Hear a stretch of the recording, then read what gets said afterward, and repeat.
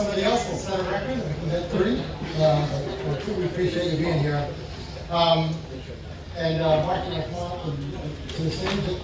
So welcome to the afternoon session. You're going to hear the dramatic story of Cheeseboro Lily's campaign from mid-June 1864 to his ultimate demise in October of 1864. Our 2 speakers are going to tell that story in halves, with Gail Stephens covering mid-June through July 9th, the Battle of Monocacy, and then Marc Leepson is going to handle the dramatic events of the Battle of Fort Stevens and its aftermath. Before I introduce them further, I'll just sneak in my own overarching comment on this, which is this, that Cheeseboro Lily's campaign was a failure. He failed. We talked a lot about what ifs and lucky breaks and the weather and all that kind of thing, but the bottom line is mostly because of the brave soldiers who stood here, both veteran troops and invalid troops and civilians as well. He was defeated and turned back, and he failed. He not only failed to take D.C., I would say he failed to really rattle D.C. We were concerned for a while, but we got to see him ride off back across the Potomac River. And not only that, he failed to protect the valley. He was ultimately hunted down and annihilated by Phil Sheridan by October of 1864. So it wasn't just Cheeseboro Lily's failure, it was really Robert E. Lee's failure. He's the one that came up with this idea. The bubble burst on Robert E. Lee a long time ago, not only because he was an enslaver that fought for a republic of slavery, but also because he made poor military decisions, in my opinion. He was too bold for his own good. He failed in 1862 when he invaded Maryland. He failed in 1863 when he invaded Maryland and then up into Pennsylvania. And he failed again here in 1864. So I'll let our authors drill down on those details and give you their perspective. So turning to our speakers, I'll start with this comment. I probably read about 40 history books a year. I just gobble them up. And to me, there's 2 great characteristics of a great work of history. One is it's got to have substance, right? It's got to have factual detail set in context that explains things to you and tells you what's going on. But secondly, it's got to be really well written, which is probably why journalists own a good chunk of the history book field. So today's speakers are both of those things. I brought my props. So first I'll commend to you this book, The Sword and the Pen, A Life of Lew Wallace, by Gail Stephens, who's here with us. It's a fabulous book. I'm a little bit biased because I portray Lew Wallace, so it's about me. So I really liked it a lot. I think Gail did a fabulous job keeping me alive. Not a lot of people know about Lew Wallace. You'll probably hear a little bit more about him in a second. But we're very pleased to have Gail. She began her career as an intelligence analyst at NSA and retired as its chief at the Office of Time-Sensitive Intelligence and Support to Military Operations. So she knows a little bit about these strategic matters. And after her retirement, she threw herself into work on Civil War history, primarily regarding the Battle of Monocacy and working with the Monocacy Visitor Center and presentations there. So she's really eminently qualified to tell us the first half of this dramatic story from mid-June through the Battle of Monocacy. She'll be followed by Marc Leepson. And I can also commend to you his book on this battle. It's called Desperate Engagement, which is an excellent book. If you haven't read it, I highly recommend it. You can tell I've read it a few times. I've got post-its. It's underlined and highlighted. And some of my cheat sheet notes I picked up from here because I think that highly of it. Marc is also has had a distinguished career himself. He's an Army veteran. He's an actual soldier. I'm just a pretend one. So my hat's off and thank you for your service. among other actual soldiers who might be here. You can't talk to some of us are just pretending. Marc has built an amazing career as a journalist, a historian, and an author. Recently I was listening to just a random history podcast I had on, and it was somebody talking about the history of the American flag. And then I realized, oh, that's Marc Leepson. Talking about one of his other books, which I also highly recommend. It's an amazing history of our flag. You don't think a lot about our flag, but it has a fabulous history of its own. So we're very lucky to have Marc here and Gail here. And so here's where you're going to get really the details of the events that transpired here. And we're going to start with Gail Stephens.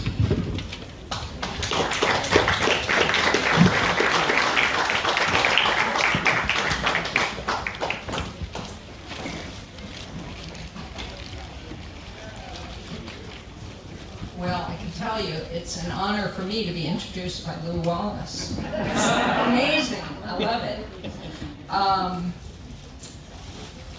There's been an awful lot of wonderful Yankee music here, Union music, and a lot of wonderful Union reenactors. So I'm kind of worried about being the one who has to talk about the Confederates. I'm gonna do it. I have to do it because it was the Confederates who started this campaign, and this campaign, Jubal Early carried it out, but it was Robert E. Lee's in concept. Lee, for most of his military career, understood the importance of Washington, D.C. to the Union. If you watch Lee, think about Lee, Antietam, he put his army between Washington, D.C. and the Army of the Potomac. Gettysburg, he put his army between Washington, D.C. and Potomac. And Washington, D.C. and the Army of the Potomac.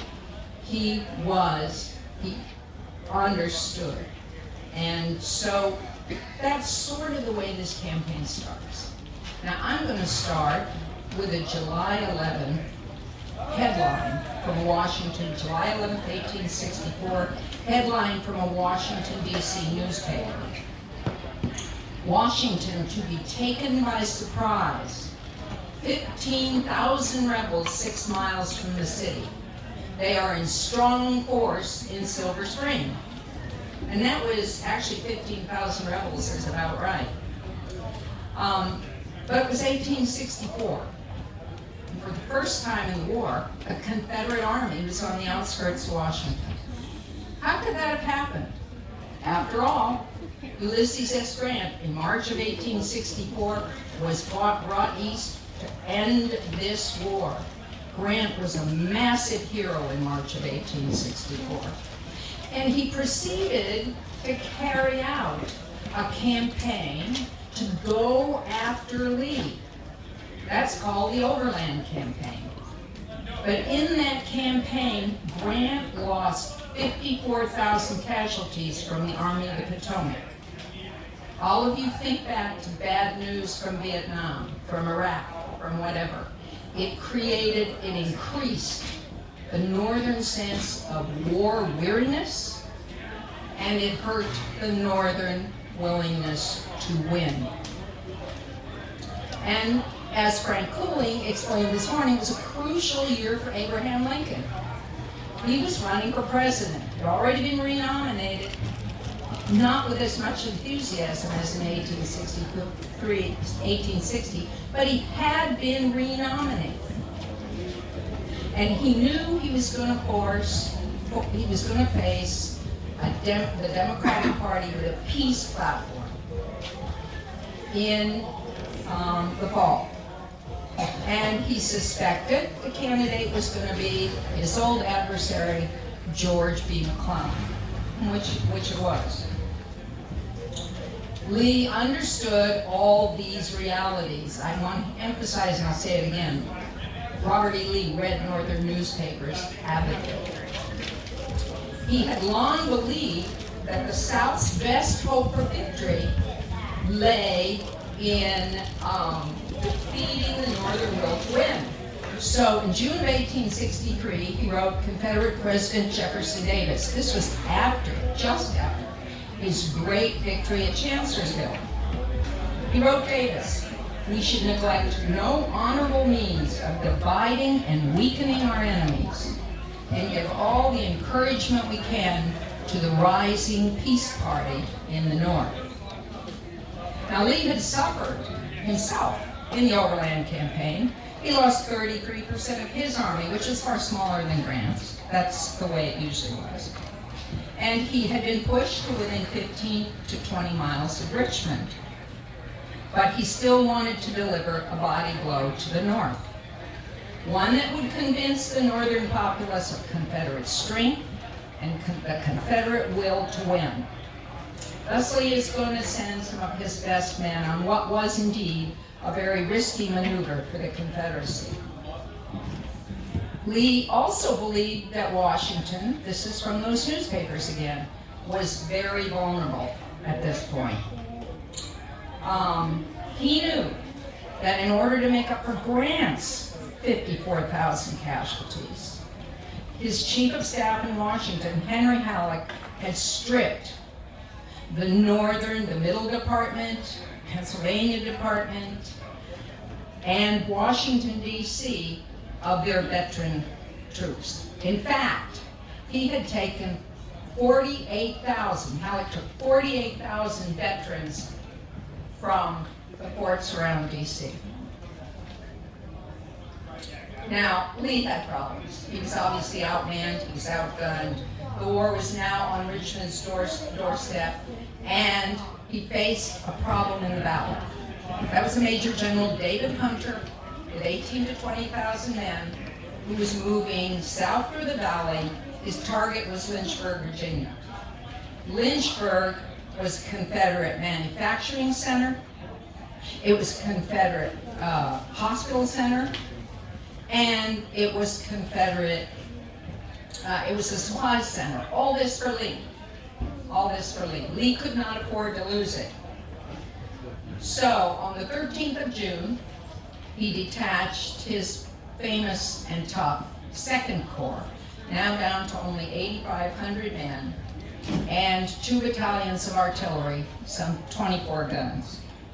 They were to eliminate the threat in the valley and then move north to Washington. And of course, he gave command to Lieutenant General Jubal Early. Early had been given independent command by Lee before. This would not be the first time. And Lee apparently trusted him greatly. Okay, many people, many historians, and I've heard it here, have argued that Lee only intended to threaten Washington. Wrong. On June 28, General Early sent a letter to Lee. He said he would move north through the valley and proceed according to your instructions to threaten Washington, and if I find an opportunity to take it. Lee wanted Early in Washington, if at all possible. Early's corps began arriving in Lynchburg on June 17.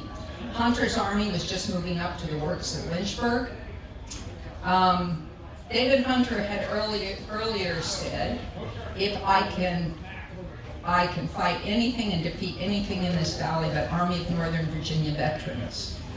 Well, when Hunter found out his army was fighting Army of Northern Virginia veterans, he was also low on ammunition. He retreated. He did not make a fighting retreat up the valley, no. He moved into the mountains of West Virginia. His plan, I will walk through West Virginia, march my men through West Virginia. I will get steamboats on the Ohio River and steam up to the B&O Railroad Center at Parkersburg, West Virginia. Problem, number one, it was hot. We've been talking about heat, it was hot. These guys are marching through the mountains of West Virginia in July. Other problem, it was also a drought year. The Ohio River was very low, so soldiers ended up pulling the boats over the shoals with ropes. Finally got Parkersburg. By that time, Jubal Early's army was at that end of the valley. And Jubal Early had sent out his cavalry with the orders to destroy as many bridges on the Baltimore and Ohio Railroad as possible. Early himself had marched swiftly. By July 3, they were at the northern end of the valley. There they confronted the Harper's Ferry contingent of troops, 5,000 men, that's it, commanded by Major General Franz Sigel. Sigel, immediately facing this army, which was now the Valley troops that had been in Lynchburg, had been added to this army. So now Early's army numbered around 16,000, and they had 3 battalions of artillery, 36 guns. So what Sigel did was actually, he delayed Early for a couple of days, because Sigel crossed the Potomac River, burned the Potomac River Bridge, and for all of you who've been to Harper's Ferry, you know what Maryland Heights is. You know, just north of the Potomac, on the other side of the Potomac River, there's a huge, massive stone wall sort of thing. Well, what the Union had done in the war was fortify the heights and put lots of big guns up there. Now, what Jubal Early originally wanted to do was walk down the Potomac River to Washington. Franz Sigel removed that possibility. They couldn't get across the river on the bridge, and there were troops and big guns on the heights. So what Early tried, Early went north. He went up over the Bottler Ford, which Lee had used to go to Antietam, at Shepherdstown, crossed the Potomac, and then sent some of his men back to try to confront the Union troops and drive them out. There was no way. If you've ever been on top of Maryland Heights and seen those defensive works, you know there was no way. So, on July 7th, Early decides to turn east and take the National Pike out of Boonesboro to Frederick City, Maryland. It's then called Frederick City. In Frederick, the National Pike goes on to Baltimore, but the Washington Pike also turns off and heads south to Washington, D.C.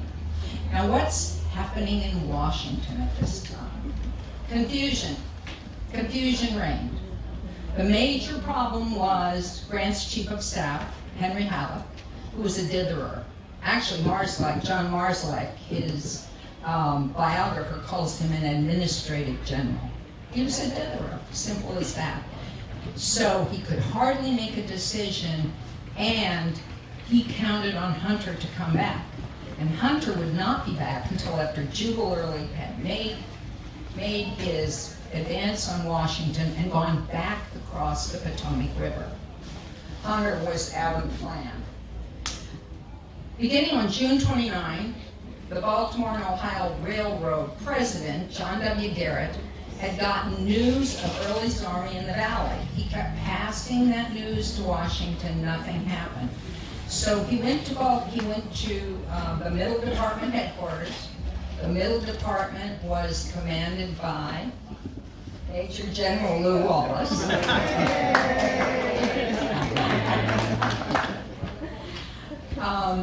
Garrett went to see Wallace, and he said, "You've got to do one thing. You've got to go out to Monocacy Junction with troops. Monocacy Junction is where the Washington Pike crosses the river, but it's also where it really is a huge iron railroad bridge across the Monocacy River." And he said, "If we don't have that bridge, we can't forward anything to the west." It took little effort to convince Wallace. Wallace was a fighter. He loved fighting. He wanted to know, which no one could figure out yet, were the Confederates going to Baltimore, which was the 3rd largest industrial city in the Union at that time, or were they going to Washington? So Wallace wanted to go out there and see where the Confederates were going, and if he could, mount a fight and hold them up, because he was privy to all the Union messages. He knew what was going on in Washington, which was not much. So on July 4th, Wallace went out to Monocacy Junction. He gathered his 3,200 men. As I said, his department had been stripped. It was Maryland militia, Ohio 100 Days men, and one 6-gun battery. The junction area was a good defensive position. Wallace would have a river in his front, and he'd have height on the southern side of the river. So it was a good defensive position. On July 5, U.S. Grant heard that Harper's Ferry had been taken. Now Harper's Ferry by that time was being bypassed. But Grant decided to send troops. So he's going to send the 3rd Division of the 6th Corps, commanded by Brigadier General James Ricketts, to Baltimore, to be put on the Baltimore and Ohio Railroad so they could go to Harper's Ferry. We'll see about that. On July 7, Wallace's cavalry started fighting Confederates. Wallace had 230 cavalrymen of the fantastic 8th Illinois Cavalry. I think the best Union cavalry unit in the war. Wallace's cavalry began fighting on the outskirts of Frederick. Wallace told Halleck on July 7 he was fighting Confederates near Frederick. Halleck didn't reply.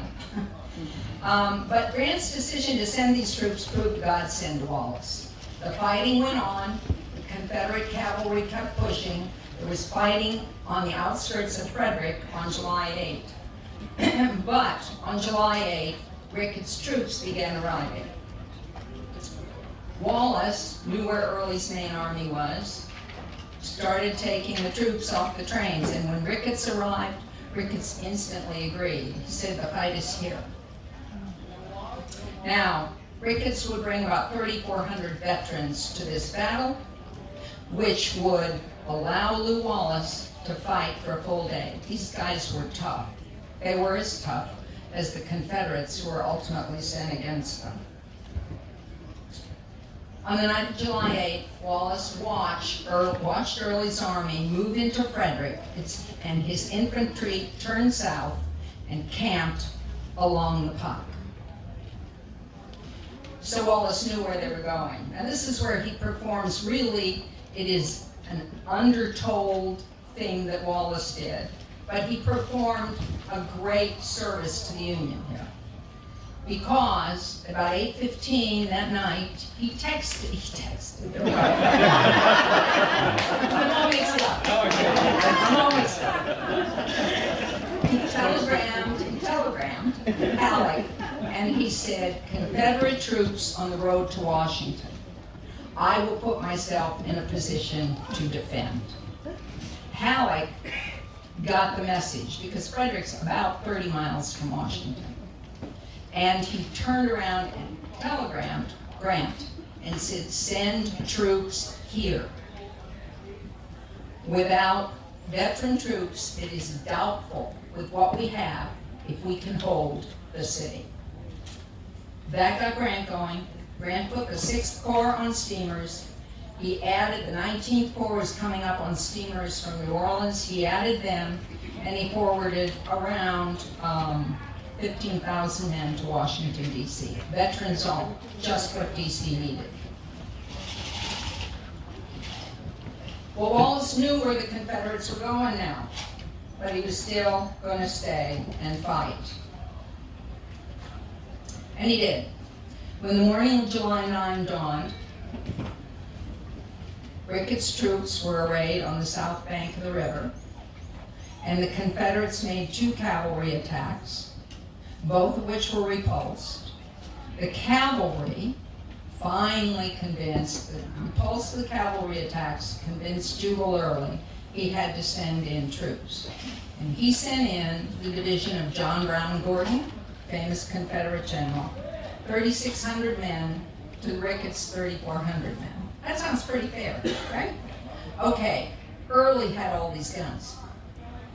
Early arrayed 18 guns against Wallace, most of them right on the south bank of the river where they could get the elevation and pour fire particularly into the right flank of the Union line, 110th Ohio, the 9th New York Heavy Artillery, and the 108th Pennsylvania.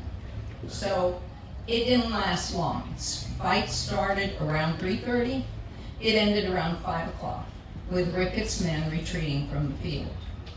But Wallace had done what he needed to do, or what he could do. He had held the Confederates for a day, and now he knew the race for Washington was on. Thank you.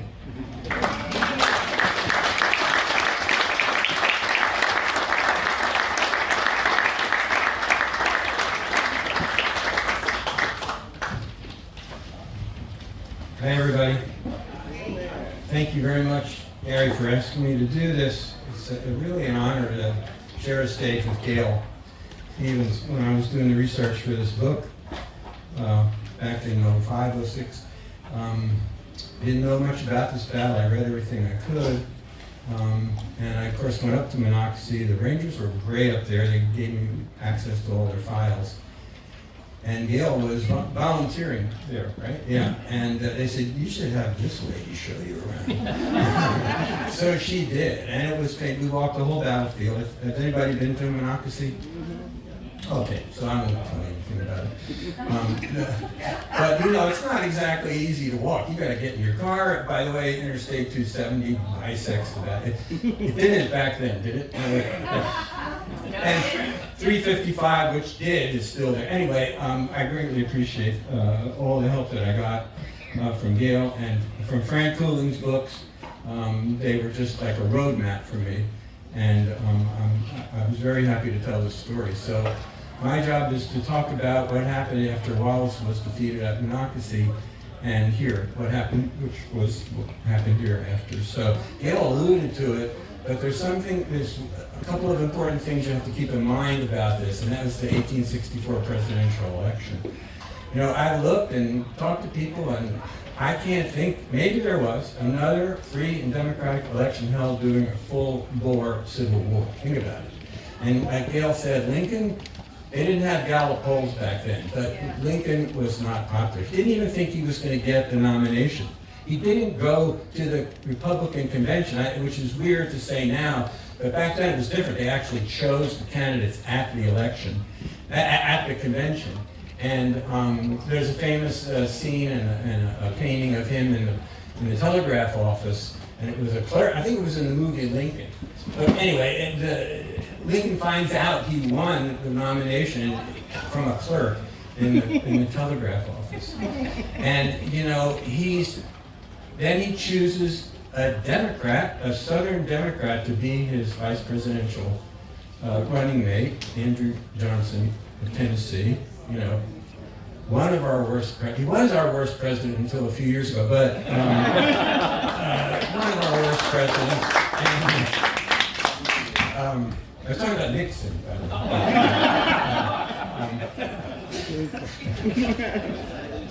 I don't have that written down here. So, right, so Johnson was anti-secession but pro-slavery. He was a man. He was terrible. And he ran against McClellan. Now, the Democrats were kind of divided against themselves, but united against the Republicans. The Republican Party themselves were divided between the peace Republicans, you know, who were tired, like Gail said. I mean, this was that slaughter in the Wilderness Campaign, the Overland Campaign. I mean, the Battle of Wilderness, the Battle of Spotsylvania Courthouse, Cold Harbor, 20,000 plus casualties killed and wounded at each one. You know, both sides. So it was a slaughter. Think about this. Lincoln was not very popular. He struggled to get the nomination. Think about so then we've got a victory 30 miles from here, and Confederate forces. By the way, Wallace was relieved of his command after Monocacy, but he was reinstated when Grant realized what he did, which was hold up early. And in his memoirs, if you read Grant's memoirs, he says that if it wasn't for what Lew Wallace did there, Washington could have been sunk, because he early got here, even though it was a couple of days later before the 6th Corps troops got up here. So think about what could have happened with 12,000 lean and hungry Confederate troops breaching the gates of Washington, D.C. Think about it. There was a treasury to be looted. They could have burned the city. And these are what ifs, but they were very, very on the table at the time. Think about it, about politically, if there were Confederate troops running through the streets of Washington, think about what would have happened to Lincoln. I mean, they did not have texting back then. They didn't have Twitter, but they had newspapers. You know this. The war was heavily covered. If, it's a what if, but it's something to think about, and it's something that's important here. So Gail went over Lee's plan, had 4 major parts to drive the troops from the valley. You heard that he did, Hunter and Franz Sigel.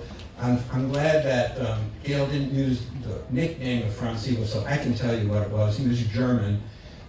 He'd never seen action before when the Union Army needed Germans. There were a lot of German immigrants. Anyway, he was a German general,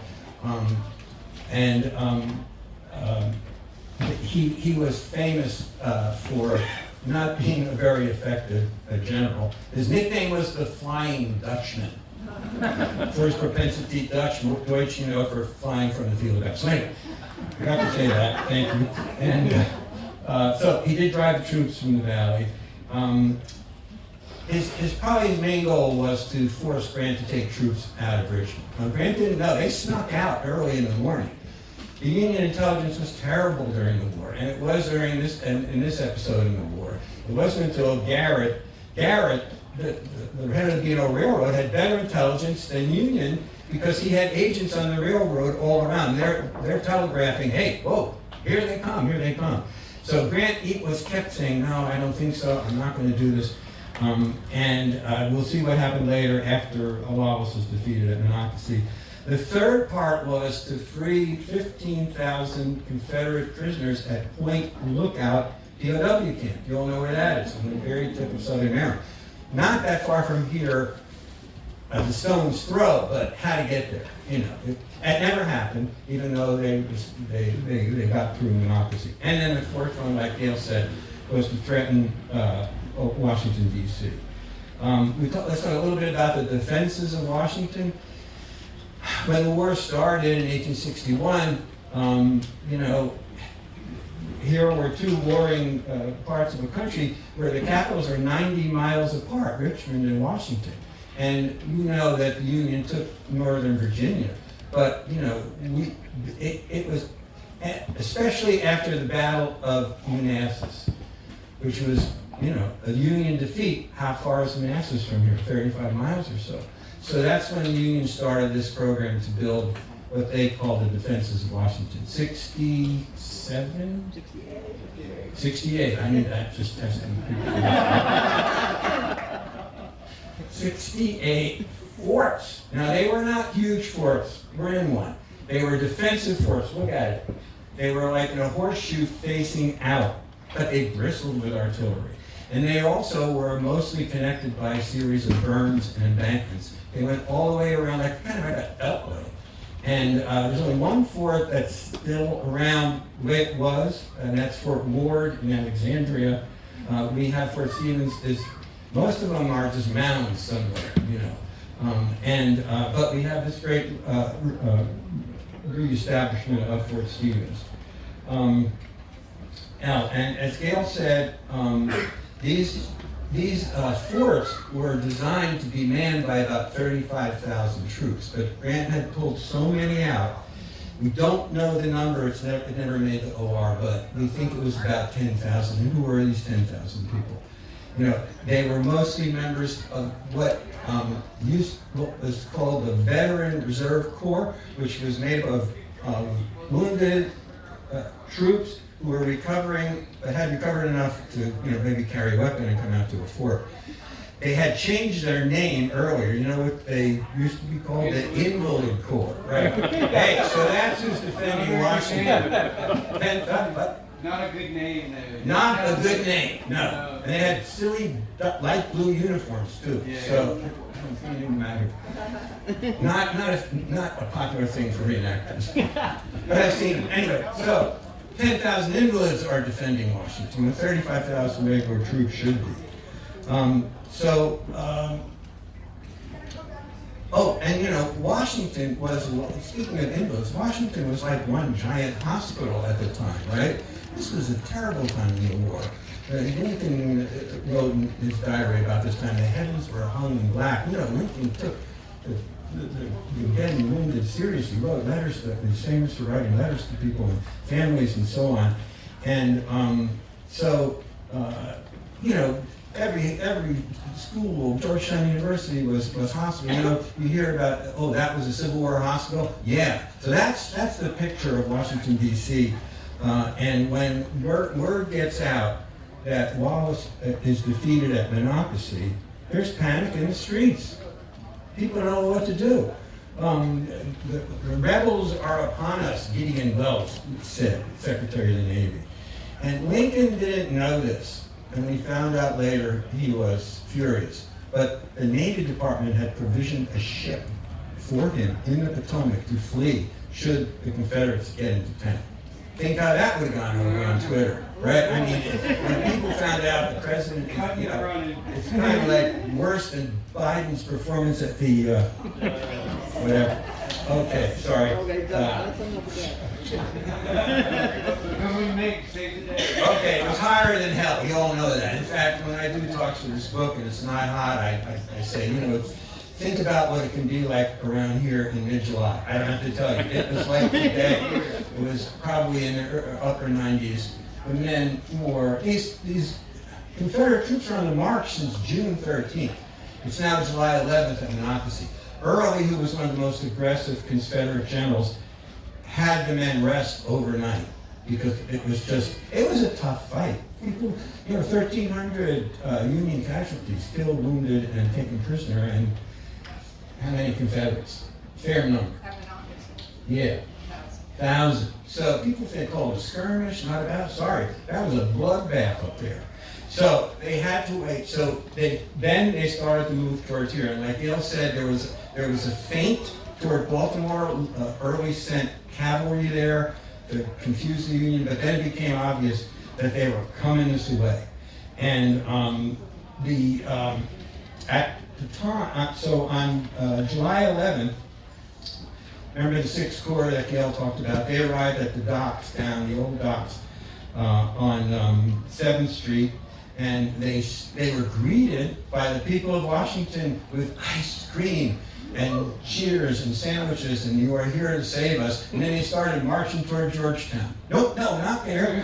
Get up here. So they came up here, up the 7th Street Pike. But before that, Early, who was one of those generals who was out in front of his troops, was out over there on his horse with his glass. Guess what? You can see the Capitol Dome from his glass.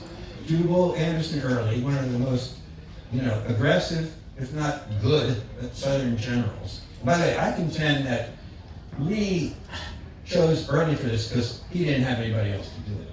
I mean, basically, the best generals were either somewhere else or in the hospital. So anyway, so Early has a decision to make, but his men are strung out all the way along, you know, Route 355, which is the Urbana Pike, and then Rockville Pike, and then Wisconsin Avenue. And they're on the way here. He does have some artillery, so he decides not to attack, although there is some skirmishing. There was skirmishing in Rockville, in the streets of Rockville on the way down here, because the Union sent out some troops. Didn't they take the Blair Mansion? Questions later. And so so Early has to make this decision, and he decides not to attack, although there was skirmishing. And you know, as it happened in First Manassas, and you always hear about, citizens of Washington came out to see what the hoop-de-doo was about. Remember, this is Washington, D.C. by a map. But back then, Washington, D.C. was down there. This was all farmland, and trees all around here. So people come out here to escape the cool part of the city. So people came out, and that night, to your point, Early takes his generals for a council of war into Silver Spring to the Blair, not Blair House, but the famous Blair family, you know, the Postmaster General, Henry Blair, and his father, So in his staff is John Breckinridge of Kentucky, who former Vice President of the United States, who knew the Blairs, so he knew where the wine cellar was. So they drank up the Blair's wine, they had a council of war, they said, when we get back here the next morning, we're going to decide whether to attack. So Jubal Early, and I have to say, this got up bright and early, on July 12th, came out, and guess what he saw in the barricades? 6 Corps troops with their white cross. And so he knew there were some tough guys here. Oh, before that, sorry. The call went out to anybody who could carry a weapon before the 6th Corps got here to come to the barricades. And so they had people who'd never fired a weapon in their lives. They had clerks from the State Department and the government printing office. And the word motley was used to describe who was here before Early got here. So again, on the 12th, Early looks. There is fighting, there is skirmishing. Remember, the artillery's up here, it's booming back and forth. When they go to bed at night, they wake up in the morning on the 13th, and he vanished. He went back up through Montgomery County to Poolesville. He crossed into Virginia on July 13th at White's Ferry. Oh, let's just talk about the what ifs. So afterward, and you know, historians don't like what ifs, but think about what could have happened. I went over it a little bit with Lincoln's future, with what the Confederates could have done if they were inside Washington, and what could have happened with the '64 election. And of course, you know that in September of '64, things changed when Sheridan started rampaging down the valley. And Lincoln did win the election, but you know, not by much. If you look at the Electoral College vote, if you look at the one by well-known electoral vote, but not in the popular vote. And one reason he did get so many votes was they allowed Union troops to go home and vote. So one last thing I want to tell you is that, you know, they call the Battle of Monocacy the battle that saved Washington, D.C. And, you know, I know that it did. Like we said, when they reinstated Wallace, and when Grant wrote in his memoirs that if Wallace had not held up Early for an extra day, he wouldn't have had time to get the 6th Corps troops up who stopped a potential, you know, invasion. And then, you know, and the other thing is, the other part of the subtitle of my book is the battle, and change, of course, of history, change Civil War history. So this is another what if it can't be proven, but I'll just make my point very quickly. Remember, one of Lee's goals was to force Grant to send troops away from Richmond and Petersburg, which he did. So the numbers are, on June 30th, there were 170,000 Union troops outside Richmond and Petersburg. July 31st, 93,000, and August 31st, 69,000. So they were basically half. Not all of them came here. Some of them was a list that went up and they went home. But the point is that Grant didn't have all those troops. He couldn't. We know that this was Grant's grand plan to end the war, right? To force, because of more men, material, and everything, to force Lee to surrender. And it happened. And it happened in March, right? But we're now in the summer. Who knows how much earlier? Did I say earlier? It could have happened had this not happened up here at Fort Stevens. So I do think and we don't know, but a good guess might be 90 days sooner. It would have been March, might have been earlier than that. And so I think that puts a wrap on it. In general, a lot more in the book. And I just finish by saying, if you want to remember one thing about the importance of Monocacy and Fort Stevens, is that Jubal Early was one day late. Thank you, everybody.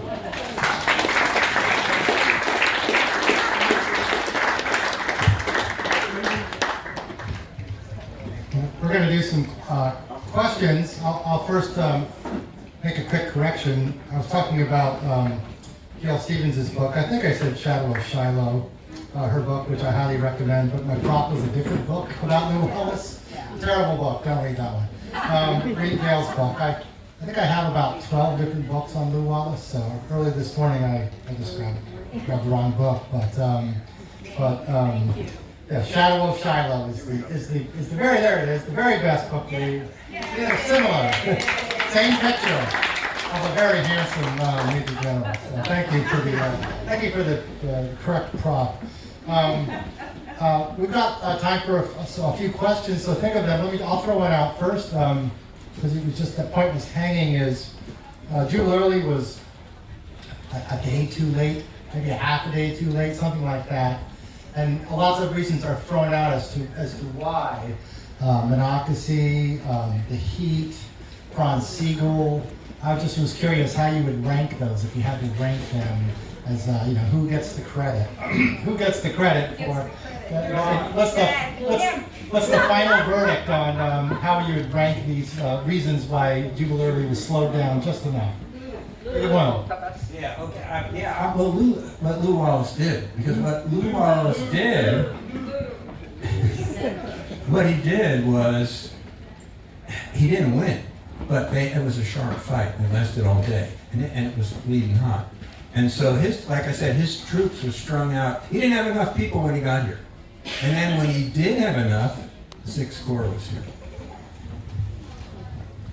I'd have to say the Battle of Monocracy, Lew Wallace, but I'd also have to say the heat, because it was really, you guys know what it's like. These guys, Early's men, marched 200 miles from Richmond between the 13th of June and the 9th of July. That's a lot of walking through heat. So I'm sure it had an effect. So, but let's give it to Lew. Thank you. The question was a setup. Let's see, there's a question over here. Yeah, I wanted to speak to you about the what ifs, about if they had succeeded. Historian trivia writer, his name is Harry Turtledove. He's a very good alternate history writer, you should read him. And he changes history about, and one of the possibilities might have been that there might have been an armistice. They might have forced an armistice by taking it around weakening by taking the thing. So then we would have a USA and CSA and carry that down to World War I, World War II. We'd be weaker during the 1940s. We would have won World War II, so they would have weakened our country if they won. So, I think an armistice would probably have been one of the possibilities. Speak about that. Thank you. Personally, I think the Confederacy is going to lose anyway. I mean, this was a blow. But you got to remember, Sherman was still down south. Sherman took Atlanta. Atlanta is ours, who barely won, on April 2nd. And then Sheridan was still in the valley. And Grant was not a man to lose. Grant he still had his troops. I don't think there would have been an armistice. Because another factor here, yes, Lee wanted Early to take Washington. But what he meant by that was go in, make your presence known to the rest of the world, burn a few buildings, run Lincoln out of town. But Lee knew that wasn't going to bring about an armistice. What he was hoping was for peace talks, which might or might not have worked, especially after Sherman seized Atlanta. Go ahead. Battle of Moxie, I wouldn't do 30 years ago, but I know that Early was going to burn Frederick City down, and the city fathers, if he didn't get $200,000 from the city fathers. Give us some of the details of how that worked, because he was mainly interested in getting to Washington. And the town fathers were mainly interested in saving their homes and businesses. Right. There was, Early moved into town, and that night he gathered the town fathers, late on the night of July 8th, and he said, I want $200,000 for you. And the town fathers probably negotiated, and that's when Early said, I'll burn the town down if you don't. The town fathers did give him $200,000. But then the town fathers didn't repay the banks until 1951. Right. So, So they borrowed money from the banks, right, and who were the town fathers? The town council? the town council, right, right. The mayor and the town council. Yeah, also, Early needed money, he needed everything. The Southern troops were really undersupplied food and horses, so that he needed the money. That was part of the Banks deal. had 400,000 in currency. Yes. Yeah. So he got 20,000 in He got 200,000 in greenbacks in U.S. currency. Now, when he sent John McCausland, and this is at the end of July, when Early's back in the Shenandoah Valley, he sent John McCausland to Chambersburg, Pennsylvania, to do this same thing, except not. He was intent on burning this time because he asked the town fathers of Chambersburg, Pennsylvania, which is not a large town. He didn't ask, he demanded 100,000 in gold or $500,000 in greenbacks. That city could not raise that money, so John McCausland burned the town to the ground. But that was Jubal Early. As Frank Cooling said yesterday afternoon, Jubal Early was a hard war guy. And at this point, the war was very hard. Loretta? thank you. This afternoon was fabulous. Both of you were great. But I do have a suggestion. I don't know which of you might want to answer it, and I know that Lou could answer it as well. But that is what happened after all of that when Early went back into the Shenandoah Valley, how Sheridan, the Battle of Cedar Creek, and also how Sheridan burned the valley. I think that's an important part of the story. But definitely the Battle of Cedar Creek. And then how Early ended up, I think it was in Mexico, and then he ended up back in Lynchburg. I have been to the cemetery where he's buried, so I know he's buried there. Okay, well, after this, Early does not stop. He's still got a functioning army. He heads back across the Potomac to the northern end of the valley. And he starts fighting. He burns Chambersburg, among other things, or John McCausland does. There are several battles, 3rd Winchester, Kernstown, other battles that he fights with David Hunter and his men. But David Hunter is not an aggressive general, so Early stays in the northern end of the valley. And Early does some burning up in the northern end of the valley. That's because David Hunter, as he headed south in early June, had burned several buildings and had actually wanted to hang some Confederates, had demanded ransoms. So by this time it's tit for tat and it's really hard war in the northern end of the valley. But nothing's happening. And Lincoln is angry because Jubal Early is still in a position to take Washington. He's at the northern end of the Shenandoah Valley. Lincoln is not angry, I'd say upset. So he goes to see Grant. They meet at Fortress Monroe, and the conversation is about putting a decider in charge in the valley. And Grant was a great friend of David Hunter, so he went back. Grant comes up. He's already got Sheridan in Washington, waiting for some kind of command. Grant goes back. Grant actually goes to Thomas Farm at Monocacy. He meets with Hunter, and he said, deal. You be the department commander, and Sheridan will be the field commander, i.e. Sheridan will have charge of the troops. Hunter says, no thanks. I think I'm finished with this war, and takes off. Grant goes to Monocacy Junction, meets Sheridan coming in on the train. Sheridan takes command, and Sheridan has a much larger army. Part of the reason Grant didn't have as many troops was he gave a lot of them, especially cavalry, to Sheridan. Sheridan's gonna, at one point, Sheridan's gonna have something like Fisher's Hill, 31,000 men to Early's 9,500. Now Early gets, because Lee wants Early to hold the valley, Early begins to get troops. But Sheridan is an overwhelming general. overwhelming numbers. He's the kind of general Grant likes. I'll follow him, I'll follow him, I'll follow him. I'll do him in. And at Cedar Creek, he does. He destroys Early's army. Early actually never had a command again. Not, I think, because Lee was angry at him, because Lee wrote a very nice, a good last commentary about Early. He was always brave and true and audacious. Lee's favorite word, right? So it was the end of Early, and it was the end of Confederate control of Shenandoah Valley. And this was in mid-October 1864. So Early he was a diehard Southerner. He never took the oath. He fled. He thought you remember they thought they could get the thing going again even after March '65 into Texas, and didn't work. And he went to Mexico. He went to Cuba. He wound up in Canada. He wrote one of the first memoirs of any Civil War figure.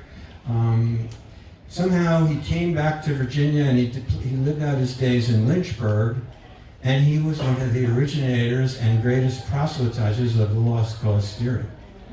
I have a story. It's a wonderful story, and then I'll show you. So Douglas Southall Freeman, famous writer of history of the Civil War, 1930s. He lived just down the street when he was a kid from Jubal Early. And he said, we had a great group of kids, and we were all terrified of that old man. Yeah, you should see pictures of him, right? Yeah. He has one of those West Virginia beards, you know. Yeah, down- these bad old men. Well, I'll just put in a quick plug for a guy named Major William Fry. Mark mentioned earlier the Veteran Reserve Corps. Major Fry was here in D.C. convalescing in a hospital. He was a cavalry officer. He was, I guess, well enough to stand up and walk and get on a horse. So what he did on July 9th and 10th is he rounded up about 500 cavalry guys that could do the same thing somehow. He commandeered the horses, and they rode out, and they battled McCausland out in front of Fort Reno. I mean, there's more to be plucked about that story, but to picture this guy, he doesn't have to get out of his hospital bed, but somehow he does it. So there's a lot of little stories about that around the Battle of Fort Stevens. Government clerks coming out here to fill the ranks, etc. I think we have time for one more question, and then we're going to assemble George Mason Green Machine to blow some horns again. I think. I can. Yeah, go ahead. I don't fall out. And then we'll go to Tom. We'll do two more. Yeah. All right. So I didn't know about. Hold on, you need a mic. Sorry about that. Okay. I didn't know about Grant calling on troops from Louisiana. When did they arrive? More about that. That's new info to me. There was no fighting going on down around New Orleans, and General Canby had plenty of troops. And so this was the 19th Corps that he sent up. Grant asked for troops because Grant, still, lost 54,000 men, is looking for troops. And he's south now. This is in July. Grant moved his army, remember, across the James after Cold Harbor to head south and confront Petersburg in Virginia and try to take Petersburg and get at Lee from the back door. So he needed troops. And there were 2 divisions, I believe, of the 19th Corps on these ships coming up. And Grant immediately sent them behind the 6th Corps. When did they arrive in D.C.? About a day later. July 11th? Yeah. Yeah, Quincy Gilmore, I think, was their commander. All right, last question belongs to Tom Steringer, Alliance board member. Tom. Thank you. I was going to make a comment and ask a question, but because we're out of time, I'll just make the comment.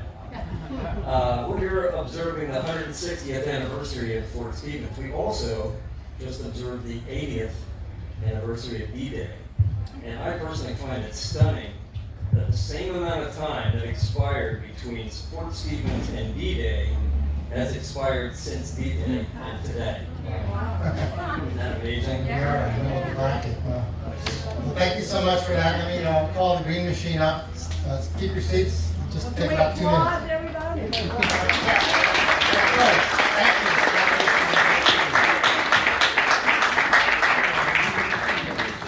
But anyway, what happens is that the men who were here originally are those of the basically an emergency battalion, if you will. They're government clerks, they're veteran reserves, they're 100-day men, they're and that's men who've enlisted for 100 days and they can go home, militia and everything like that. And some Marines are involved, but I'm not sure where. Anyway, also men from hospitals. Imagine somebody who's sick in the hospital out here with a gun fighting for their country. So the 6th Corps arrives after the Battle of Monocacy, where the Union loses. They telegraph and let them know it's time to, bring some soldiers up to the capital. So the 6th Corps arrives from Virginia. It's 2 divisions of the 6th Corps. There are also men from the 19th Corps who just happen to be coming from Louisiana, and they just happen to come to Virginia, and they're like, no, you guys can keep going. We need you up in D.C. So in a day, they take the steamers from City Point, arrive at the 6th Street Wharf downtown, and they march. I'm not going to have you do this, certainly, but they're going to march all the way from the 6th Street Wharf downtown all the way up to this place. So then they keep going, and they march down this way about half a mile. Hopefully it shouldn't be too bad. Hope you have water, and if you don't, we have water when you get there at Battleground. But they march all the way up to where Battleground Cemetery is. And the reason it's called Battleground Cemetery is because that's the battlefield. So the men of the 6th Corps, they're the ones with what we call the Greek cross. It's just the cross, and there's a couple monuments that have the Greek cross on it. And so the men buried there at Battleground are those mostly from the 6th Corps. So we're going to go ahead and we're going to start walking. Let me get everybody right here. While we're here, everybody, right across the street is basically this peninsula, this is Georgia Avenue, and that's Piney Branch Road right there. The legend is that there was a toll booth right, say where that trash can is, and that residents didn't want to pay a toll for the road of their own area. So what they did was they instead decided to build Piney Branch so they wouldn't have to pay the toll. But I do know this: one of the Colonel John Bollier, whose name is on a monument that we're going to. Supposed to been wounded right at that spot during this battle. I've also heard it as Confederates were using that toll booth to snipe off at Fort Stevens, which is where we just left. Let's wait. We'll have to wait anyway. Sorry about that. Any questions while we're here? Thank you, Marvin and Cameron, our wonderful reenactors, for joining us today. Marvin and Cameron are trained as government clerks. As the Washington Star said in 1914, they were talking about the battle and who participated, and they mentioned government clerks, white and colored. So they are basically kitted out today as those who come out to answer the call, because before the Army arrived, before the 6th Corps arrived, they got veteran reserves. As I mentioned, they got men from hospitals, as well as they got men who were working for the government for whatever departments in the government. So I guess they're on overtime. Yes, sir. Georgia Avenue is called 6th Street Way. Yes. Do you have any idea when it changed to Georgia Avenue? It's supposed to be sometime in the 20th century. I'm not exactly sure what. I think it was Brightwood Avenue before 7th and Brightwood, then Georgia at some point. It's got something to do with some senator or some congressperson getting some kind of, condition for some deal or something like that. Do you know about that? Oh, okay.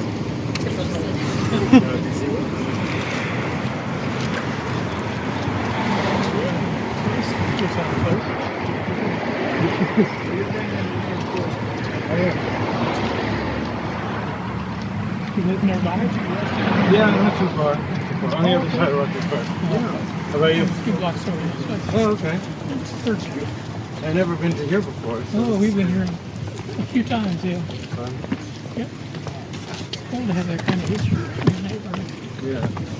Well, I've been by Fort Stevens many times and seen the Yeah. cannons.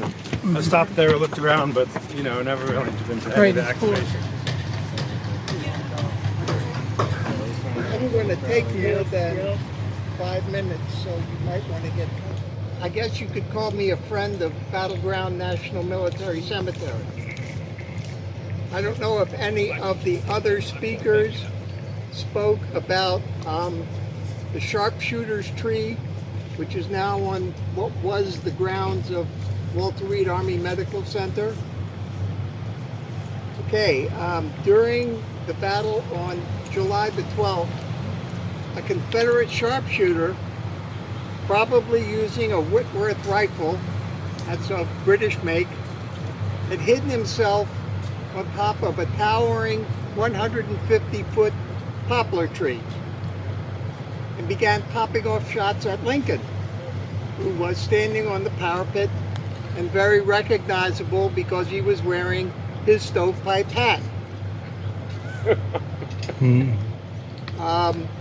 Lincoln emerged unscathed, but one of the rounds wounded an Army surgeon standing next to him, Assistant Army Surgeon Crawford of the 110th Pennsylvania Volunteer Regiment.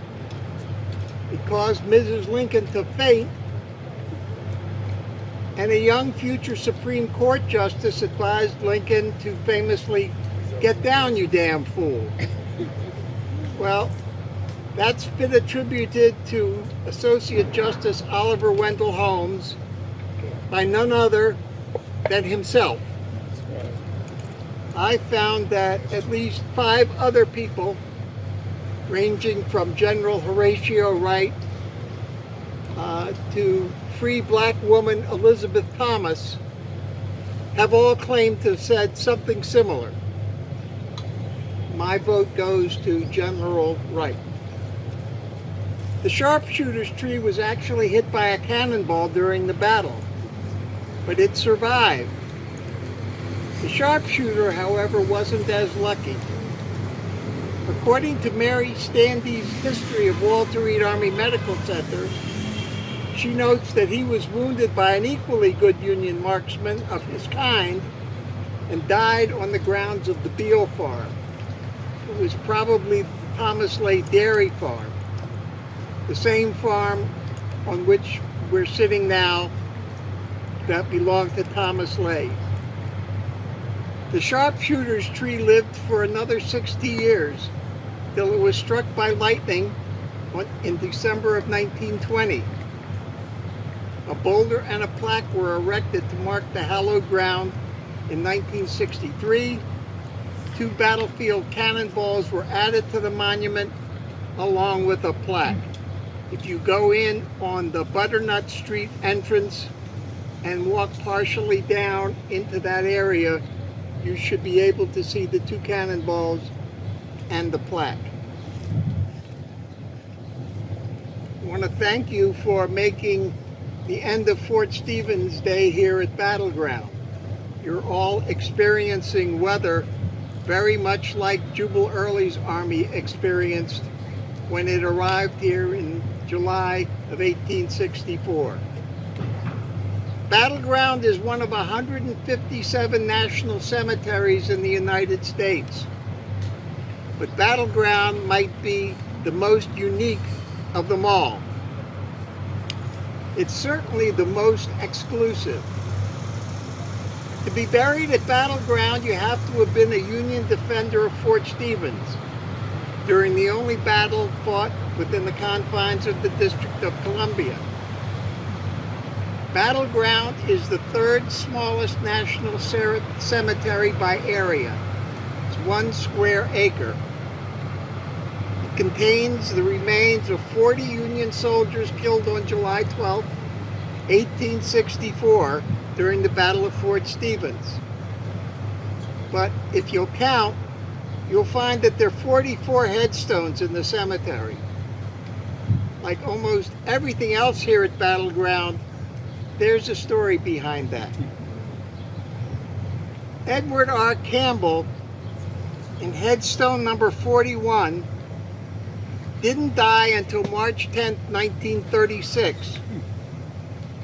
In 1864, he was a 19-year-old private in the 2nd Vermont Infantry, one of the regiments of the 6th Corps sent up from Petersburg by General Grant to help defend Fort Stevens. Campbell actually helped bury the Union dead here at Battleground. Campbell survived the war. He worked at the Pension Bureau for more than 30 years and lived in nearby Tacoma Park. He's the only survivor of Fort Stevens who chose to be buried with his long-dead comrades. His burial closed the cemetery. No one else will ever be buried at Battleground. In an interview he gave just before his death, Campbell said that he remembered that President Lincoln appeared during the night while the bodies were being gathered, and he actually chose the spot where the soldiers were to be buried. The story may be apocryphal, but it does add to the allure of the battlefield and the cemetery. The other two headstones near Campbell's mark the burial sites of the wife and 3 children of the cemetery's first caretaker, Augustus Ambrecht. They died between 1881 and 1885. Ambrecht was an ordnance sergeant and a wounded Civil War veteran. But he is not buried at Battleground. He didn't qualify. And I haven't been able to find out why his wife and his 3 children did. So if anybody has a place I can look, I'll be more than happy to do some more investigating. Another unique feature at Battleground is that all of the interred are known. There are no unknowns at Battleground.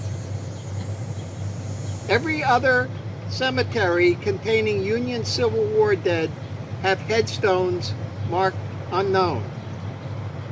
1 out of every 3 Union soldiers who died in the war were never identified. So why are none of them here at Battleground? But their names are on all of these. And you know why? Because on the night of July 12th, just after the battle, a unit organized by Captain James M. Moore of the Quartermaster Corps removed all of the Union dead from the battlefield and identified each body. Captain Moore's unit was the precursor of the Army's Graves Registration Commission. Their names were hastily written in pencil on small pine boards.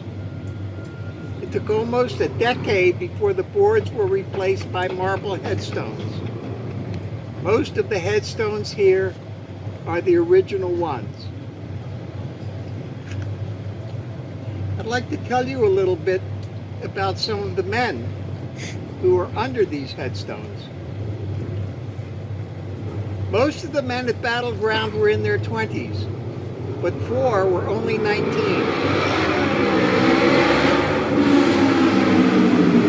Bernard Herlo, in grade 23, was the oldest. He was 46 when he died and was on his 2nd tour of duty with the 98th Pennsylvania Infantry. Most of the men were native born, but some, like Private John Kennedy of the 122nd New York, in grade 13, were born in Ireland. 6 other men buried here were also born in Ireland. Private John Ellis, in grade 36, had 2 brothers who fought with him at Fort Stevens. Brother Asaph was also in the 61st Pennsylvania, while Brother Horace was in the 7th Wisconsin. Horace was recovering from wounds at a nearby Washington hospital when the call went out for volunteers. He left the hospital and joined his brothers in the trenches around Fort Stevens.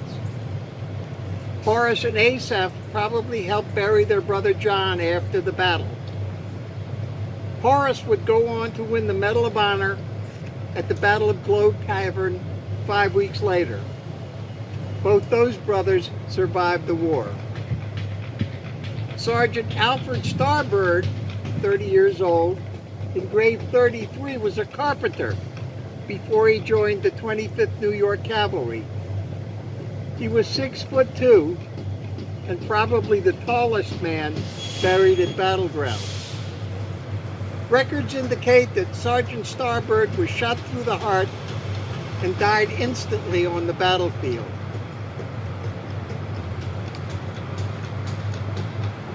Andrew Dover of the 77th New York is engraved 31. He was an apprentice stonemason from Saratoga Springs, New York. He was married and was reportedly the first Union soldier killed on July 12th, just before 5 p.m. He had made a will before he left home. His wife remarried, and she lived until 1914. Finally, there's the tragic irony of, let me go to one more. Jeremiah Maloney, engraved number 34, was a baker from Cork County, Ireland, who could neither read nor write. When it came time for Maloney to sign his name on his enlistment papers, he simply placed his mark and X for his signature. He had just begun his military service 2 months earlier, and the Battle of Fort Stevens was his first and only time in action. Finally, there's the tragic irony surrounding the 25-year-old Thomas Richardson, engraved number 35. Richardson was born in Ireland and enlisted in the regular army when he arrived in America. He fought with the 3rd United States Infantry at Manassas, Antietam, and Chancellorsville. Just 3 weeks before the Battle of Gettysburg, he was mustered out of service and returned to civilian life in Brooklyn and became a servant. In February of 1864, he quit his job and re-enlisted as a private in the 25th New York, probably for the bounty money. He survived some of the war's bloodiest battles and died in a fight he didn't have to be in. Just because each body had a name doesn't mean it was the right name. In fact, Park Ranger Ron Harvey, after years of rigorous research, found that 5 of the dead interred here at Battle Ground were misidentified. Harvey then went out to find who they really were. Now, regulations prohibit changing the names on the official headstones because they're part of the historical record. But the signage at the entrance to Battle Ground now correctly identifies every soldier buried here. Private William Fry, 25, a German-born blacksmith of the 25th New York Cavalry, is buried in grave number 19.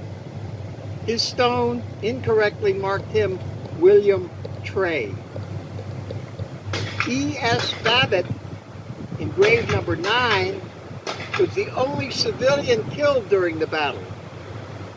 He served with the local quartermaster corps, composed of clerks, teamsters, laborers, and government employees, hastily assembled and commanded by Quartermaster General Montgomery Meigs. Originally, Babbitt was listed as a member of the 43rd New York.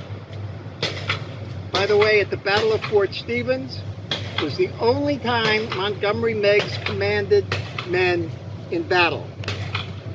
His son, however, Lieutenant John Rogers Meigs, would be killed at Swift Plum Gap, Virginia in October 1864. 6 officers were killed during the battle. Only one of them is buried here at Battle Ground.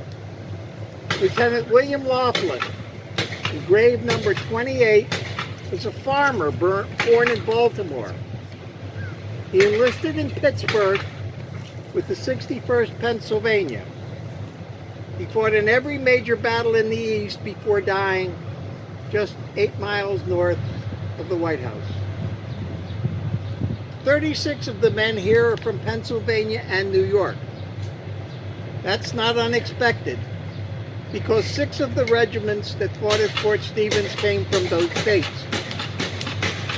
A monument to the 98th Pennsylvania was erected here in 1891, and one to the 122nd New York was erected in 1904.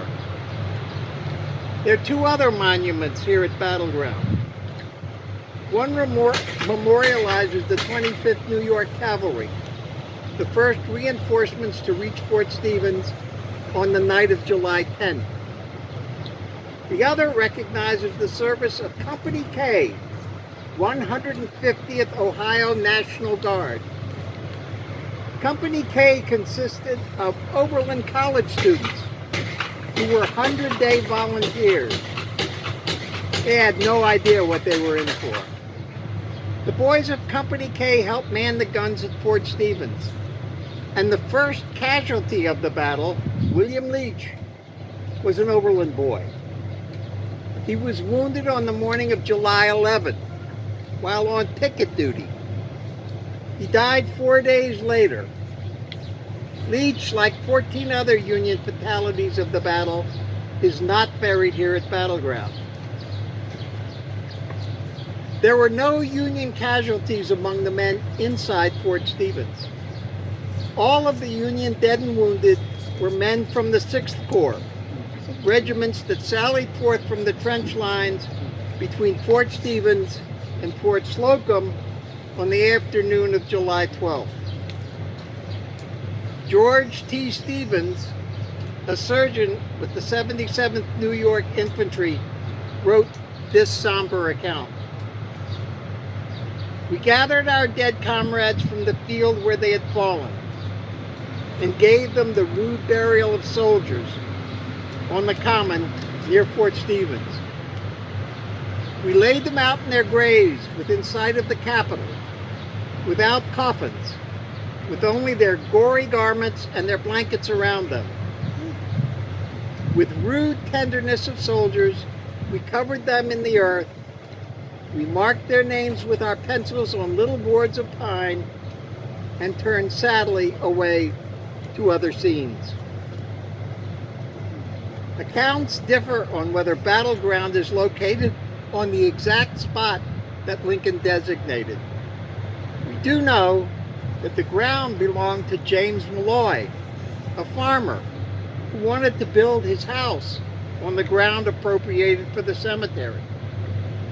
Malloy was angry that he lost his land, and he did what any good red-blooded American would do. He sued! He sued the Army. In 1868, the government finally settled for Malloy, and he was paid $2,600 for the land where we are now. $2,600 in 1868 for 1 acre. Every national cemetery originally had a lodge where the caretaker and his family lived. They were called Meigs cottages because they were designed by Quartermaster Montgomery Meigs. Each was designed in the style known as the Second French Empire style. The one at Battle Ground was built in 1871 as one of the first to be erected. Most no longer exist. The Doric-style rostrum was built in 1920 and was the site of many Memorial Day commemorations. I'm often asked what happened to the Confederate dead. They found no hallowed ground in which to rest. When General Early retreated, we know he left his dead and wounded behind. Private Thomas Wells, the son of Secretary of the Navy Gideon Wells, was assigned to the staff of General Augur during the battle. Purportedly, he led a gang of 50 free black men on the day after the battle to bury the enemy dead in mass trenches where they fell. In 1874, 17 bodies were disinterred from the trench on Thomas Lay's dairy farm. Thanks to the efforts of Reverend James B. Averett, they were reburied in a single grave at Grace Episcopal Church, just up Georgia Avenue in Silver Spring. During the war, Averett was a chaplain of Confederate General Turner Ashby's Confederate Battalion in the Shenandoah Valley. In 1896, they were moved again and reburied under a 9-foot granite monument paid for by several Confederate fraternal organizations. The monument was vandalized in the aftermath of the reckoning after the murder of George Floyd, and no replacement marker was made at the time. Now a granite slab has been placed that states only that 17 soldiers killed at the Battle of Fort Stevens lie beneath it. It makes no mention that they were Confederate soldiers. It also says that all of them were unidentified. One of them was, I know, but that's another story. Some people find cemeteries uninteresting and visit only one time. After all, everyone in them is dead. The dead never change. But the cemetery does. In the fall, the leaves can rustle, making you turn around to make sure someone unseen hasn't joined your pilgrimage. I've come in the winter when the snow has completely covered the headstones. You don't know where they are until you accidentally kick one up. Don't worry, the residents don't mind, and they're probably glad of the company. In spring, well, spring is the season of resurrection and new birth. So whether memorialized in a cemetery or in some unmarked and forgotten field, the spring soil that holds our Civil War dead and all our nation's veterans is hallowed, and it's theirs forever. Thank you for your attention.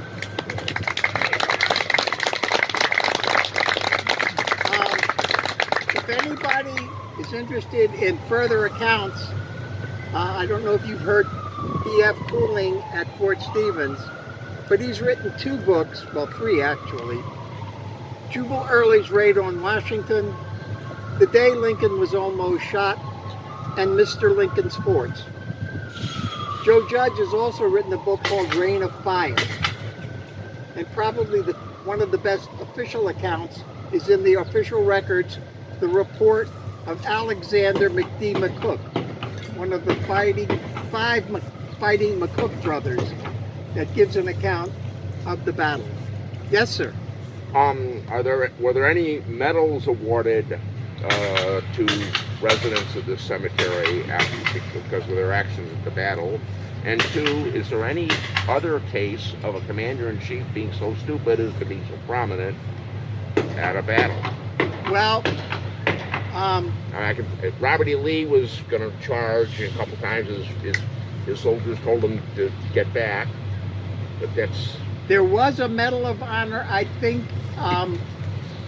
given for action at the Battle of Fort Stevens. The person, the soldier, I don't know his name. William Ray. And he's not buried here. He's not buried here.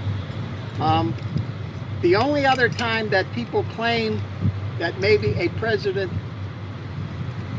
well, didn't come under direct fire, but James Madison was president during the burning of Washington in 1814. Right.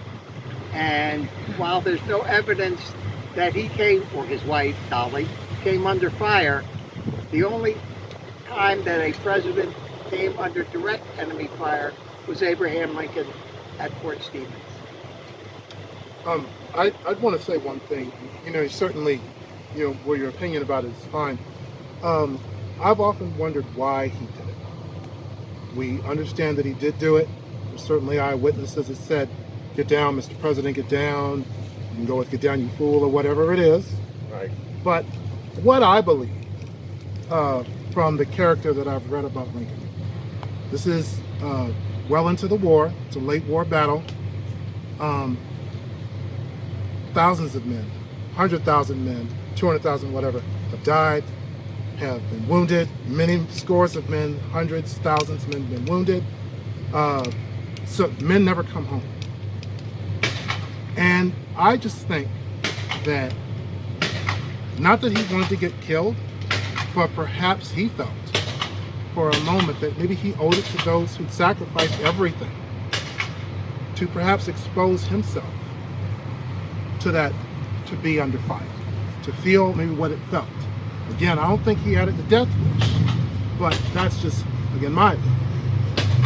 That's all I want to say. You have to understand, as most of you may know, at the first Battle of Bull Run, civilians came out to watch the battle in droves. Right. Lincoln certainly wasn't the only civilian at the Battle of Fort Stevens. His wife was there. There were senators there. There were other people there. Lincoln actually went down to the 7th Street wharves to meet the boats, bringing the 6th Corps to Fort Stevens. So Washington was in turmoil. People were packing their houses. They were leaving town.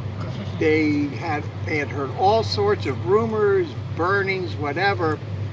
And I think part of it was that Lincoln also wanted to give a sense of assurance that if he were here with the troops, Washington would be, the city of Washington would be okay. Any other questions? Said, "Get down, you damn fool," said it under the anxiety of getting fired at. Yes. And not knowing who they were talking to. Well, I'm pretty sure they knew who they were talking to because he had that damn stovepipe hat on. There was no question it was Lincoln. Well, but, you know, I mean... But I don't think that the Confederates necessarily knew who they were shooting at. That relevant. Oh, I think the Confederates knew exactly who they were shooting at. What proof is there that Oliver Wendell Holmes was here? Yes. And he claims... Is there proof of that? Yes. Other than from his own... Yes, he was here. He was serving with one of the regiments. Now, whether he said it or not, all you got to do is ask him.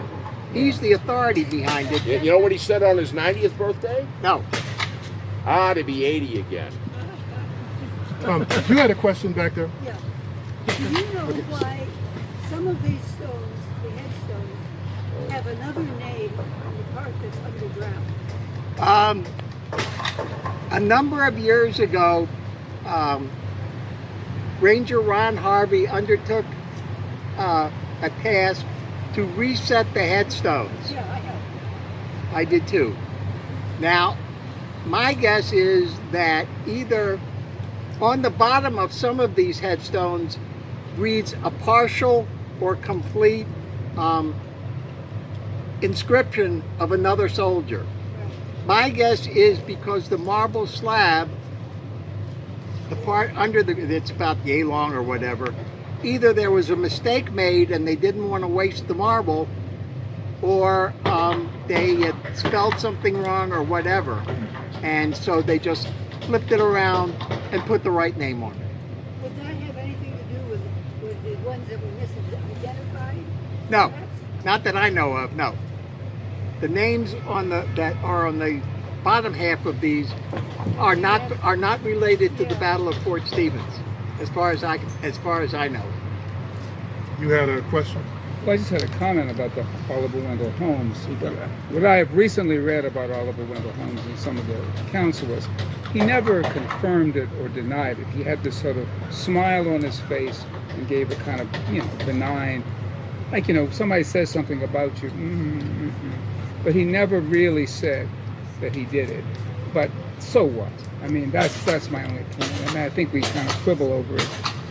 He was proud of his service in the Civil War, and on the day of his funeral here in Washington, when he was taken to be buried in Arlington, his housekeeper found the coats that he had worn, his uniform that he wore at the Battle of Fredericksburg and Antietam. They found them with the bullet holes in them. And he had just preserved these things for like 60 years, so he was but that was just a little comment. So. A speculative question just popped into my head. What if Jubal Early had more success and been able to seize part of the city? Would there have been like ransom? Is there any thought about what they would have tried to do? Like hold officials for ransom or anything like that? the likelihood of him holding the city for any length of time was very, very small. Okay. This was probably, and Early knew it. Early knew he didn't have the wherewithal to hold the city. It was enough to embarrass the Lincoln administration. It was enough to put a skier in old Abe and his cabinet. But I don't think that Early, or Robert E. Lee for that matter, whose brainchild this expedition was, really had any realistic hopes of capturing the city of Washington and holding it for any length of time. So I think this was more a showpiece, something to embarrass the Lincoln administration. The election was coming up. The election of 1864 was coming in November, maybe to impress European countries. The Confederacy never lost hope that somebody, England, France, Russia, somebody would recognize the Confederacy, and this may further their chances of that happening. But the likelihood of Early's army marching down the 7th Street Pike all the way to the White House was at best slim to none, and Early knew it from the get-go. Thank you. But in John B. Gordon, who was a division commander, or whatever it is, under Breckinridge's corps of this army, which was a portion of the Army of Northern Virginia, this Army of the Valley District. He wrote in this book, Reminiscences of the Civil War, that they made some jokes about, one, because Breckinridge was the former vice president under James Buchanan, breaking into the Capitol and putting him back in his seat as president of the Senate. And the other is that they talked about joking about looting the treasury. So because they did, my opinion at least, because they did do, some looting, pillaging in other places, would they have done it here? Sure. Could they have a chance? Maybe not so much. I see. Were there plans to protect Lincoln if they did get through? I've heard about plans to evacuate them and send them someplace else, Lincoln and some other government officials. Yeah. But he was up there, so they would have to do it pretty quick, right? Well, sure. Yeah. Lee's army some of the officers brought their enslaved with them, who after the battle was over, some of them used the opportunity to escape, but some of them, they went and loyally took their dead masters back home or helped them or whatever. Okay. They also were looking for fugitives that from the South that had been enslaved and were in that area, but that didn't happen at all with Early. That some of the officers would have had an enslaved manservant or two. I can tell you this myself. One, I've wondered about. We certainly know that enslaved men basically free black people were kidnapped and sent to slavery in the Maryland Campaign, Battle of Antietam, and then at Gettysburg. I've wondered about that in this. Certainly, other things Confederates took, they would not have been above kidnapping people and forcing them back into slavery. The only case I know of is actually a case where an enslaved man escapes from a Confederate lieutenant, I believe. And the enslaved man's name was Charles. He escaped, and I can't think of the lieutenant's name because I just wrote something about him the other day. There's a blog called the Emerging Civil War Blog. There's an article that I just wrote called Facts and Figures of Fort Stevens.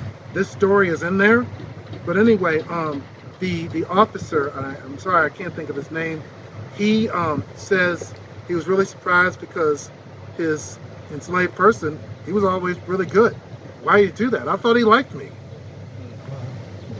Well, and when Lincoln went into Richmond after it fell, the enslaved were treating him like God, and etc., and the masters were stunned that their enslaved was that happy that the Civil War was over and Lincoln was there. And it's in the movie Lincoln with Daniel Day-Lewis, that's portrayed a bit. Well, when you're in a situation like that, you basically live in two lives.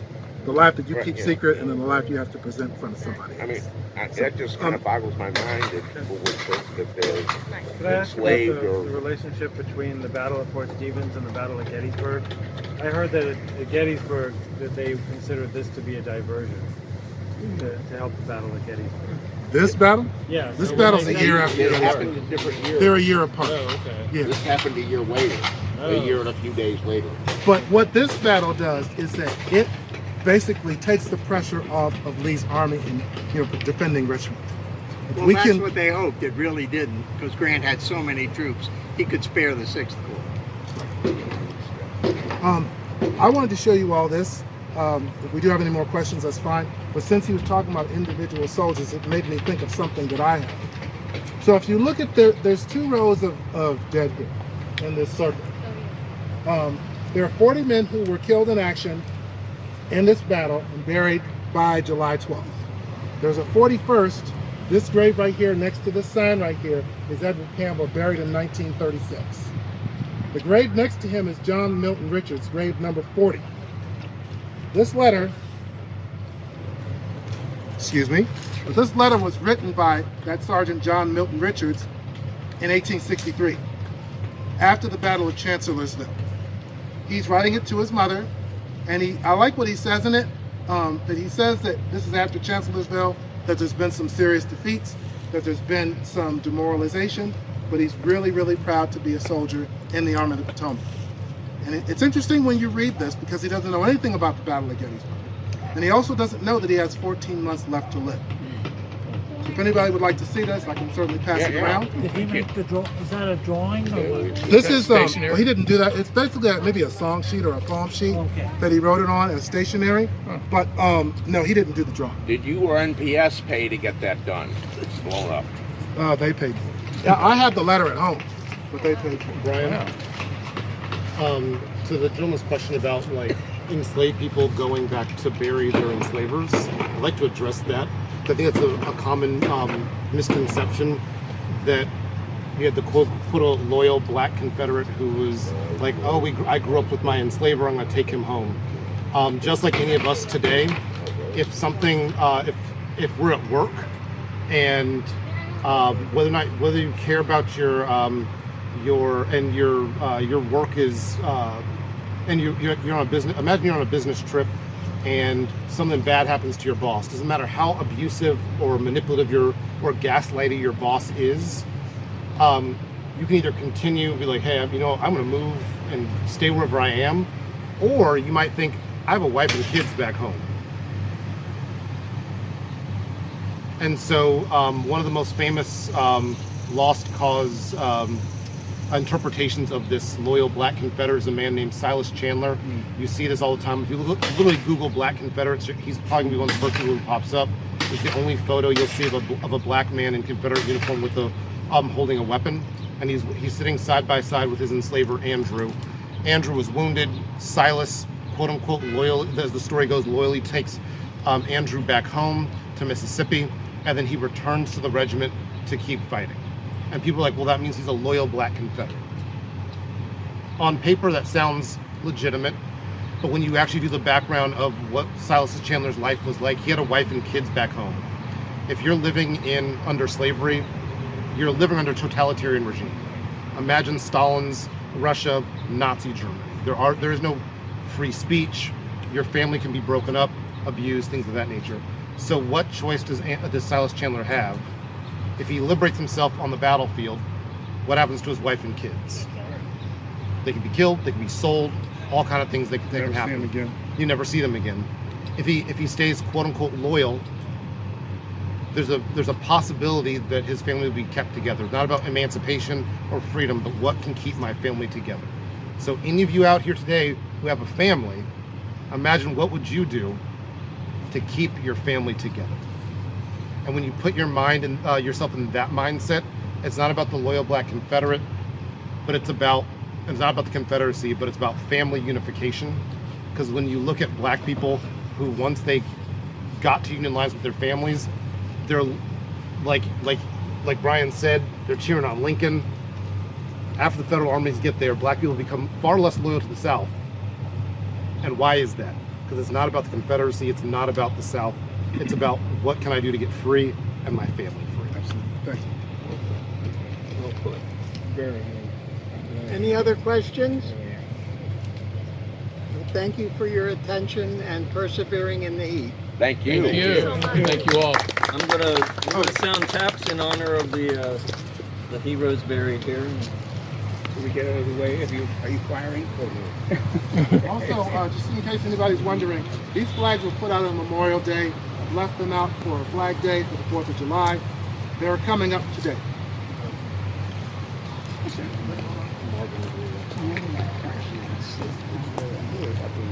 Thank you.